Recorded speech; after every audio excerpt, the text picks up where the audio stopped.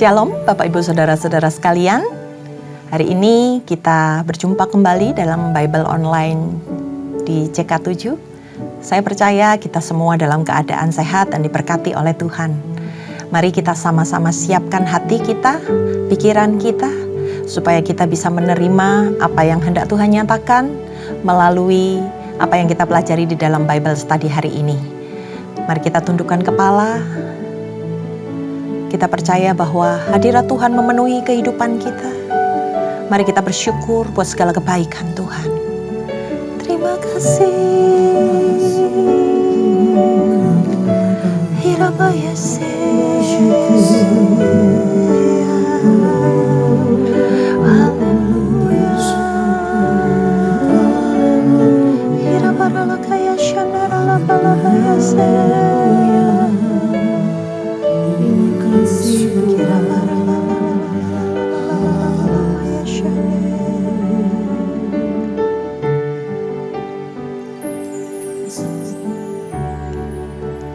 Hanya dekat Allahku, rasa tenang hatiku, Kau sertai jalanku sepanjang hidupku.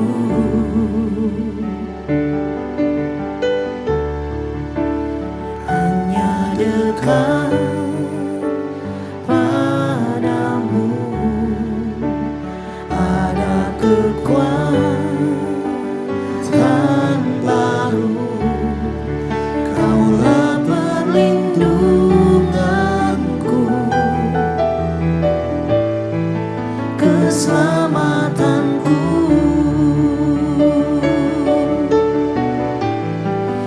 Ku ingin selalu bersekutu denganmu, menikmati hadiratmu.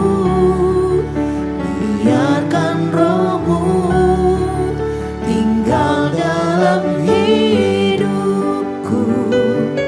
Sungguh indah bersamamu selamanya.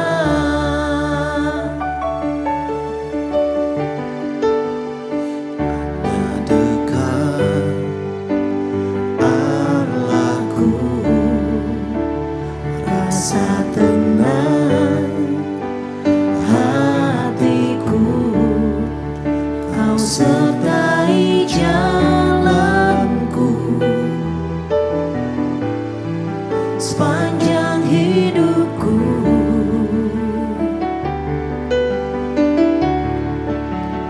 Hanya dekat padamu ada kekuatan baru. Kaulah perlindunganku, keselamatanku.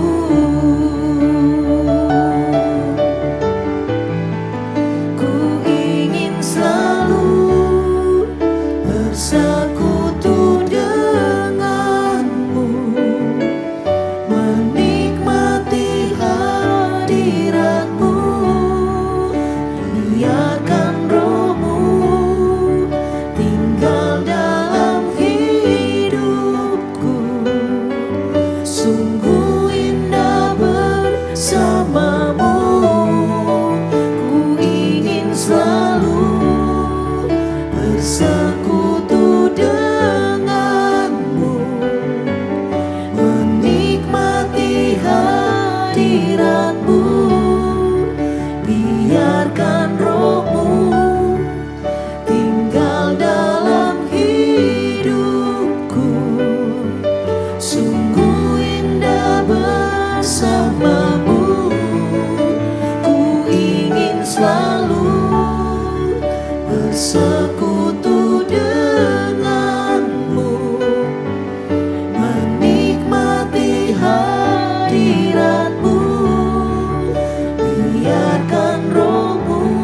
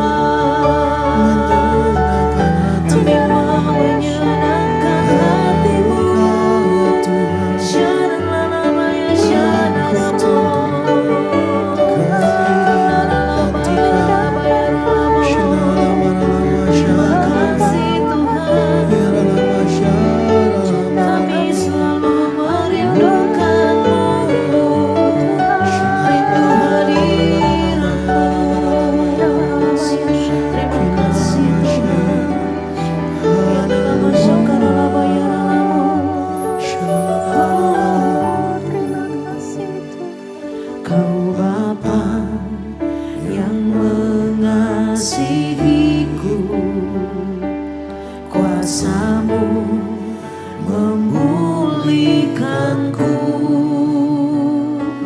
Hati yang baru Kau berikan, untukku dapat melihat rencana-Mu indah bagiku. Kau ada di setiap jalanku. Hatiku haus dan lapar akan Engkau. Kaulah segalanya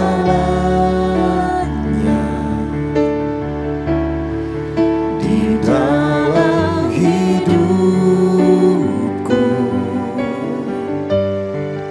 Kerajaan-Mu, kebenaran-Mu, itu bagianku. Kaulah yang kupandang selama hidupku.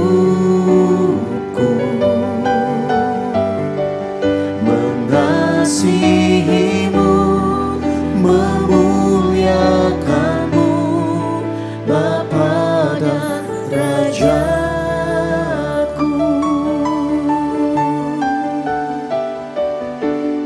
Bapa yang mengasihiku, kuasa-Mu memulihkanku. Hati yang baru Kau berikan, untukku dapat melihat rencana-Mu indah bagiku. Kau ada di setiap jalanku. Hatiku haus dan lapar akan Engkau. Kaulah segalanya di dalam hidupku.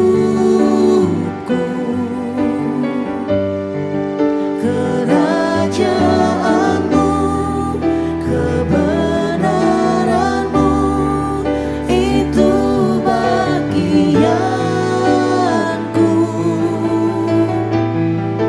Kaulah yang kupandang selama hidupku. Mengasihi-Mu, memuliakan-Mu, Bapa dan Rajaku. Kaulah segalanya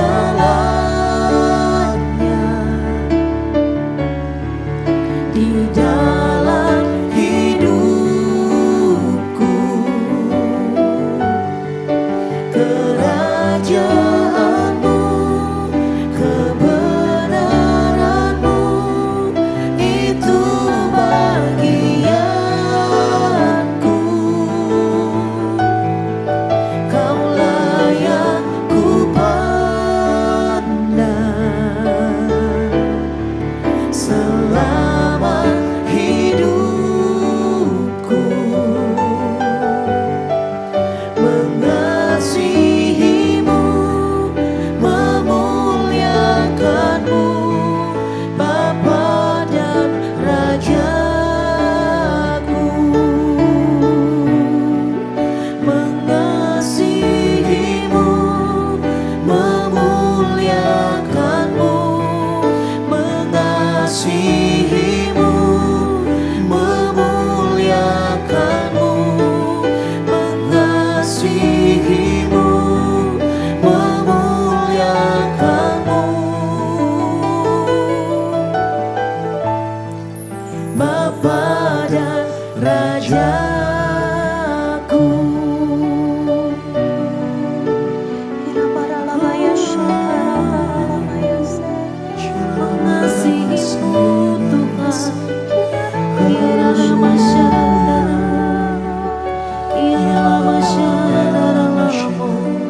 Terima kasih Tuhan.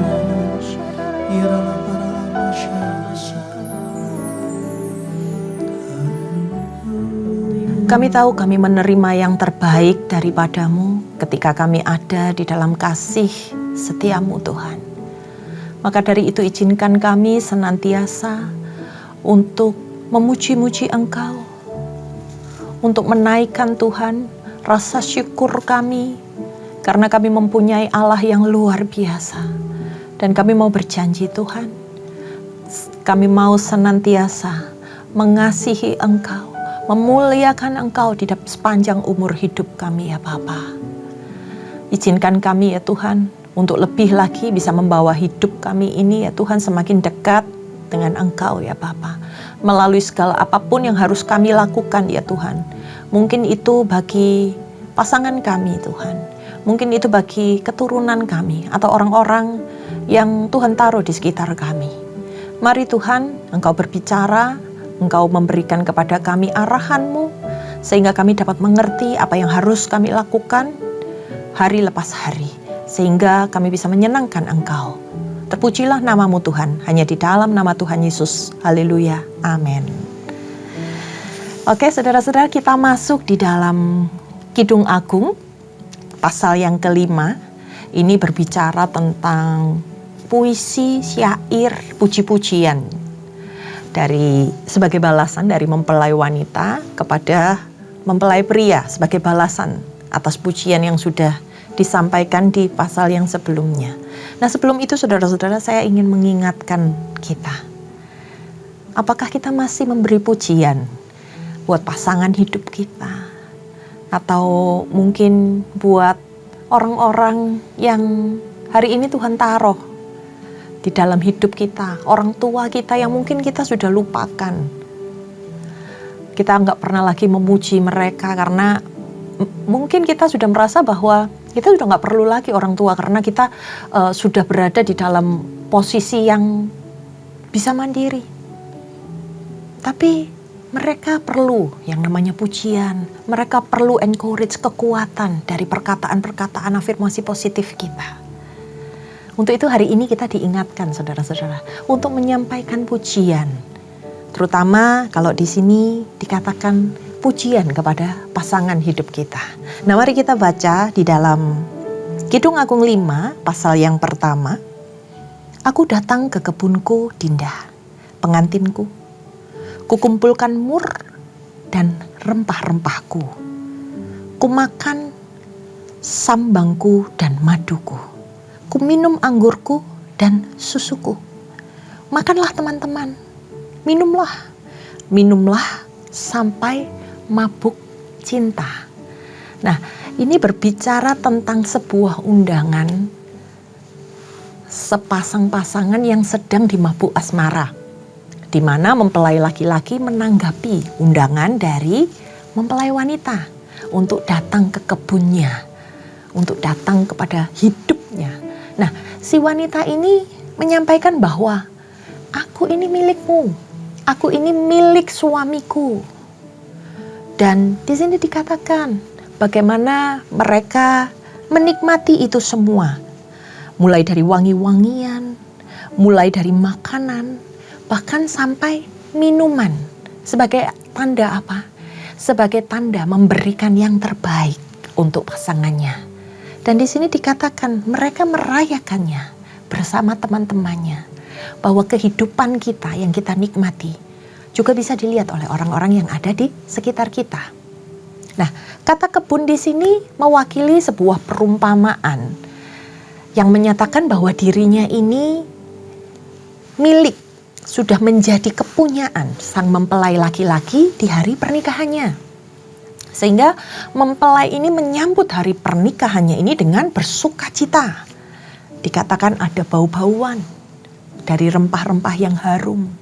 Kemudian ada makanan, minuman yang dihidangkan sebagai hidangan yang terbaik pada hari pernikahan mereka. Sungguh luar biasa ya saudara-saudara. Nah, perikop berikutnya adalah kerinduan mempelai perempuan. Aku tidur, tetapi hatiku bangun. Dengarlah, kekasihku mengetuk.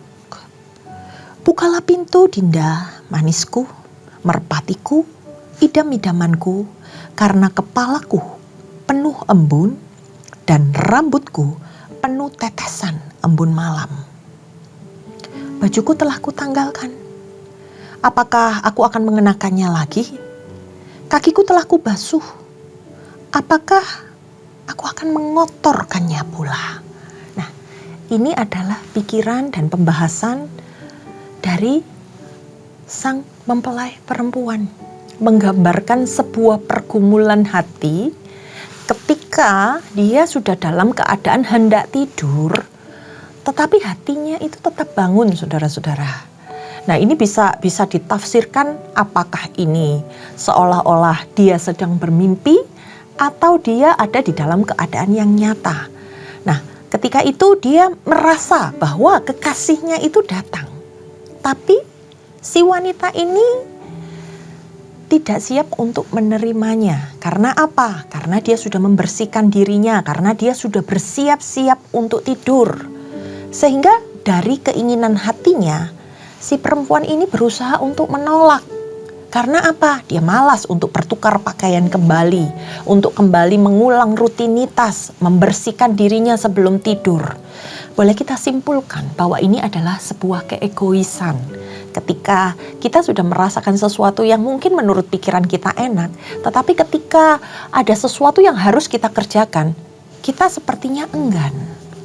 Nah, di sini kita lihat bahwa si perempuan ini sepertinya menolak kedatangan dari kekasih hatinya ini.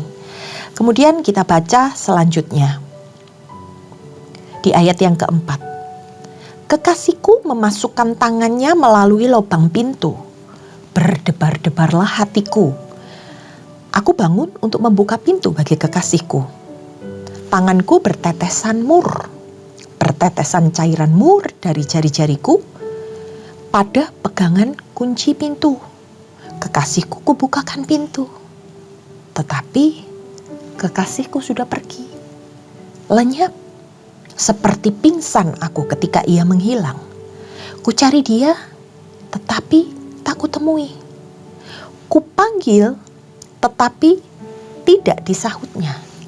Nah, menggambarkan apa saudara-saudara? Ketika kita membaca perlahan-lahan, ayat demi ayat. Ketika si perempuan itu memaksakan diri untuk bangun, dan dia melihat ada usaha yang dilakukan oleh si pria yang membuat hatinya ini berdebar-debar karena dipaksa untuk membukakan pintu bagi kekasihnya. Lalu apa yang dilakukan oleh si perempuan ini? Dia mempersiapkan dirinya kembali untuk bisa bertemu dengan pasangannya.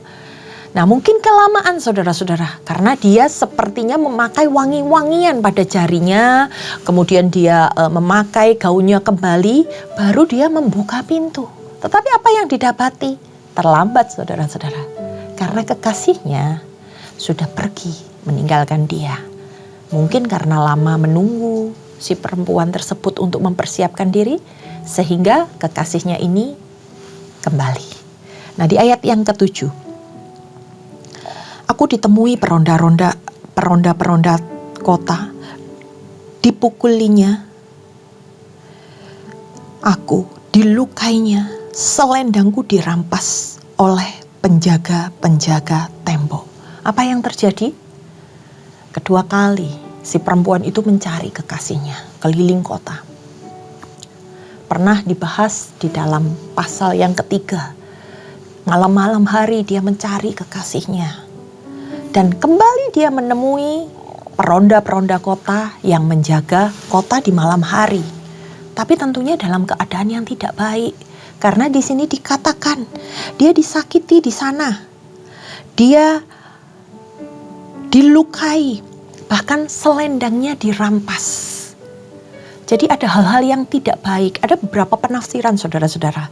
Karena dia keluar pada malam hari, kemungkinan didapati oleh para peronda ini dan mereka mengira bahwa dia adalah seorang perempuan yang melacur, sehingga dikatakan selendangnya dirampas dengan kekerasan. Jadi dia kembali mencari kekasihnya. Dan tapi ternyata dia tidak mendapatkan apapun, saudara-saudara. Dia tidak menemui kekasihnya. Kemudian dia sampaikan, "Kusumpahi kamu, putri-putri Yerusalem. Bila kamu menemukan kekasihku, apakah yang akan kamu katakan kepadanya?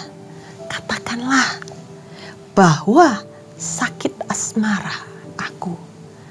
Nah, ini dia hendak berbicara kepada para sahabat-sahabatnya yang di sini dikatakan sebagai putri-putri Yerusalem. Karena marah dia, karena dia kecewa. Dia berkata, "Sampaikan rinduku pada kekasihku." Karena dia sedang sakit. Apanya yang sakit? Yang sakit adalah hatinya karena cinta. Dia ada di dalam keadaan kegelisahan. Ada sebuah kerinduan yang digambarkan melalui kata-kata sakit asmara. Nah, kemudian di perikop selanjutnya ada mempelai perempuan memuji mempelai laki-laki di hadapan putri-putri Yerusalem. Nah, ini sebuah keadaan yang lain ketika dia menaikkan puji-pujian untuk sang mempelai laki-laki. "Apakah kelebihan kekasihmu daripada kekasih yang lain, hai jelita di antara wanita? Apakah kelebihan kekasihmu daripada kekasih yang lain?" Diulang 2 kali. "Sehingga kau sumpahi kami begini." Nah, yang bertanya ini adalah putri-putri Yerusalem, teman-teman dia kepada si perempuan. "Apa kelebihan pasanganmu sehingga engkau sampai sakit hatimu karena asmara ini?" Ada 2 kali kata pengulangan di mana mereka sedang mencari sebuah ketegasan. Apa sih yang membuat engkau begitu jatuh hati dengan pujaan hatimu? Apa yang membuat engkau gak bisa berpaling dari kekasihmu ini? Dan kemudian dijelaskan, digambarkan di dalam ayat-ayat berikutnya oleh si mempelai perempuan ini. Dia katakan, ini kelebihan dari sang pria. "Putih bersih dan merah cerah kekasihku, menyolok mata di antara selaksa orang." Ini kata-kata pujian ya saudara-saudara, yang memang dalam syair atau puisi itu kesannya selalu dilebih-lebihkan. Bagaikan emas, emas murni kepalanya, rambutnya mengombak, hitam seperti gagak, matanya bagaikan merpati pada batang air, bermandi dalam susu, duduk pada kolam yang penuh, pipinya bagaikan bedeng, rempah-rempah, petak-petak rempah-rempah akar, bunga-bunga bakung bibirnya, bertetesan cairan mur. Tangannya bundaran emas, berhiaskan permata Tarsis. Tubuhnya ukiran dari gading, bertabur batu nilam. Ini sang mempelai wanita ya saudara-saudara yang memuji mempelai pria. Kakinya adalah tiang-tiang marmer putih, bertumpu pada alas emas murni. Perawakannya seperti gunung Libanon, terpilih seperti pohon-pohon aras. Kata-katanya manis semata-mata. Segala sesuatu padanya menarik. Demikianlah kekasihku, demikianlah temanku, hai putri-putri Yerusalem. Oh, ini puji-pujian yang menurut saya terlalu dilebihkan ya saudara-saudara. Tapi kita lihat bahwa karena cintanya, karena dia sedang di mabuk asmara, dia bisa mengeluarkan pujian-pujian yang indah untuk sang kekasih. Dan ini berbicara tentang fisik dari kekasihnya. Dikatakan bagaimana kulitnya. Kulitnya putih dan merah cerah. Di sini melambangkan apa saudara-saudara? Beberapa kata merah itu menjurus kepada kehangatan, kasih yang hangat. Disebutkan bahwa kepalanya bagaikan emas murni. Maksudnya gimana? Kepalanya kan dikatakan rambutnya hitam. Tapi yang dimaksud di sini, bagaimana dia melihat kekasihnya itu bersinar. Dan rambutnya yang hitam itu dilambangkan, digambarkan sebagai mahkota yang memahkotai sang pria. Kemudian matanya diibaratkan seperti merpati. Merpati ini melambangkan sebuah ketulusan hati. Sehingga waktu dia melihat mata sang kekasih, dia merasa bahwa ada ketulusan di sana. Kemudian pipinya dikatakan sebagai bedeng rempah-rempah. Maksudnya gimana saudara-saudara? Bukan berbedeng-bedeng, tapi bagaimana pipi tersebut digambarkan padat berisi. Kemudian bibirnya dikatakan bertetesan cair mur, yang artinya selalu mengeluarkan sesuatu yang harum, sehingga dia bisa kasmaran. Lalu dikatakan tangannya di sini dikatakan seperti bundaran emas. Apa yang dimaksud bundaran emas? Di mana ada perhiasan-perhiasan yang dikenakan oleh sang kekasih. Lalu kemudian dikatakan kakinya adalah tiang marmer putih. Berbicara tentang apa? Kekuatan, kekokohan di sana. Nah, sehingga secara keseluruhan menurut si mempelai wanita ini, perawakan fisiknya itu diibaratkan kokoh seperti gunung Libanon. Karena Libanon itu digambarkan sebagai gunung yang tegap, gunung yang gagah perkasa, gunung yang luar biasa pada zaman itu. Kemudian dikatakan bagaikan pohon-pohon aras yang sangat kuat. Di mana biasanya pohon-pohon aras itu diibaratkan sebagai pilar-pilar di dalam rumah. Kemudian bagaimana sang kekasih ini seringkali mengeluarkan kata-kata yang manis, sehingga membuat penampilannya itu menjadi semakin menarik untuk didengar, untuk dilihat. Ada sesuatu yang menggetarkan hati si mempelai wanita ini. Nah, dari pasal yang kelima ini saudara-saudara, kita bisa mendapat rema. Tentang apa? Tentang keharmonisan sebuah rumah tangga. Kalau tadi di awal saya berbicara tentang pujian, apakah kita masih memuji pasangan kita? Mungkin setelah pacaran sekian lama dan kita setelah menikah sekian lama, apakah kita masih mengeluarkan kata-kata yang manis? Apakah kita masih terlihat menarik ketika kita tampil di hadapan pasangan kita? Jadi kehidupan rumah tangga itu saudara-saudara diperlukan sikap yang selalu siap sedia. Ketika kita awal tadi membaca bagaimana ketika sang mempelai wanita malas, enggan untuk melakukan pertemuan dengan sang mempelai pria. Ada yang dinamakan pengorbanan yang harus dilakukan. Ketika pasangan kita hendak bertemu dengan kita, ketika kita harus melakukan apa yang harus kita lakukan, dia masih memikirkan posisinya yang nyaman dan dia sudah siap tidur. Dia nggak ingin mengotori dirinya lagi. Itu berbicara tentang keegoisan. Seringkali karena kita malas sehingga kita egois. Kita nggak mementingkan perasaan pasangan kita. Lalu ketika kita melihat bagaimana keinginan sang mempelai pria ini untuk masuk, sehingga membuat hati si wanita ini berdebar-debar. Dan akhirnya dia mulai menyiapkan dirinya supaya dia bisa terlihat menarik kembali dan wangi. Tapi apa yang terjadi? Persiapannya terlalu lama, sehingga membuat kekasihnya itu pergi karena nggak tahan menunggu terlalu lama. Nah, bagaimana keegoisan dan menunda-nunda waktu itu seringkali menjadi problem di dalam setiap rumah tangga. Ini dapat menimbulkan sebuah permasalahan yang mungkin bisa menimbulkan yang namanya keretakan di dalam rumah tangga. Dan ini perlu kita pahami, sebuah message yang sederhana yang disampaikan melalui ayat firman Tuhan ini. Pasangan kita adalah pasangan yang terbaik yang Tuhan sudah berikan di dalam kehidupan kita, yang harus kita layani dengan segala sesuatu yang terbaik dalam hidup kita. Ingat saudara-saudara, ada hal-hal yang perlu kita tanggalkan, keegoan kita, kemalasan kita, supaya kita bisa membina sebuah rumah tangga yang harmonis, di mana bisa saling tetap memadu kasih di antara pasangan suami istri seberapa lama pun kita menikah. Nah, kemudian di dalam perikop yang kedua, ketika bagaimana sang mempelai perempuan itu bisa mengungkapkan secara detail kelebihan pasangannya, karena dia mengagumi dan memiliki proses pengenalan yang mendalam pada pasangannya. Tapi ini digambarkan secara fisik. Apakah kita masih bisa menikmati pasangan kita dengan kita meyakini bahwa ini yang terbaik yang Tuhan berikan.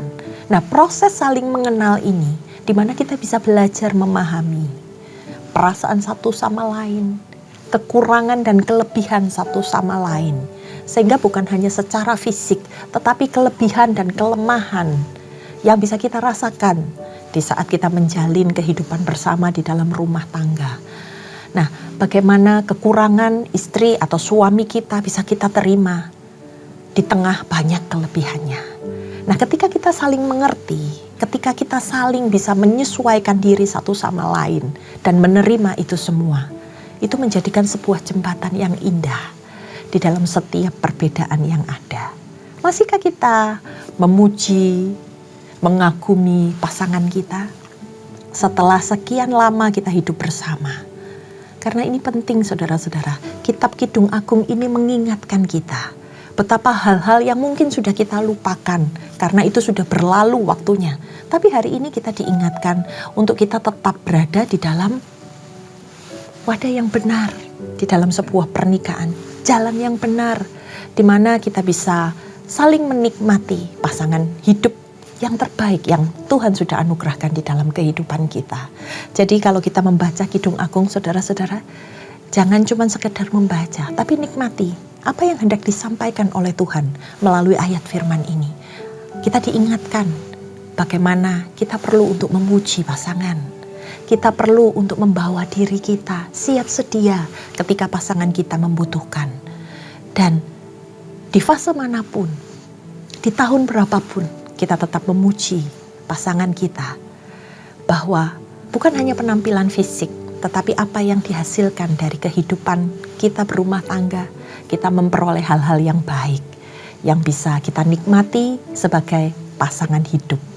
Demikian saudara-saudara yang bisa saya sampaikan dalam Kidung Agung 5 ini, kiranya bisa menjadi berkat bagi setiap pasangan-pasangan, baik yang hendak menikah maupun pasangan-pasangan yang sudah menikah walaupun beberapa tahun.